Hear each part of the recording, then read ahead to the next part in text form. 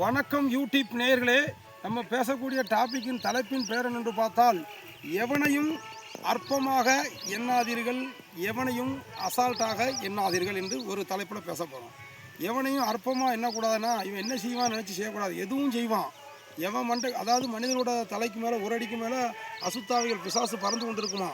அவன் இடம் கொடுத்துட்டானா அதை உள்ளே பூந்தோடனே வெட்டி கொள்றானா. எப்படி கொள்றாங்கன்னா, அவன் ஒரு மனிதன் அந்த பிசாசுக்கு இடம் கொடுத்தோன்னே போய் ஒருத்தனை வெட்டி கொன்றுதான், கொலை செஞ்சிருந்தான், எதுவும் செய்தான்.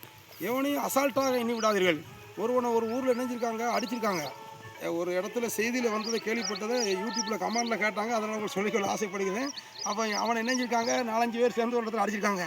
அடிச்சுட்டு விட்டுட்டாங்க. கடைசி இவன் நினைஞ்சிக்கான அவன் வீட்டுக்கிட்ட வச்சு அவன் அடிச்சிருக்கான். கடைசி இணைஞ்சான் தெரியுமா? செய்தியில் பார்த்தேன். போகும்போது பின்னாடி கூட கழுத்தில் ஒரே வெட்டு துண்டா வெட்டிட்டு போயிட்டான். இது எதுக்காக சொல்கிறேன்னா, ஒரு விழிப்புணர்வு. எவனையும் அற்பமாக என்ன கூட என்னையும் தான் என்னை ஒருத்தன் அசால்ட்டாக அற்பமாக நினச்சி ஏவலையே விட்டாங்க. நானும் சாத்தானுக்கு இடம் கொடுத்த இடத்த நானும் அந்த சொல்லியும் செய்வேன். ஆனால் புதிய சபையில் என்னை நல்லபடியாக போதிச்சு டீச்சிங் பண்ணி வளர்த்துருக்காங்க.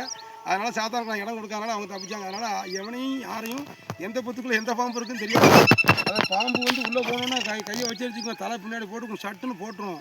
பாம்பு போல் உள்ள மனிதர் இருப்பாங்க, சில புறா போல் உள்ள மனிதர் இருப்பான்.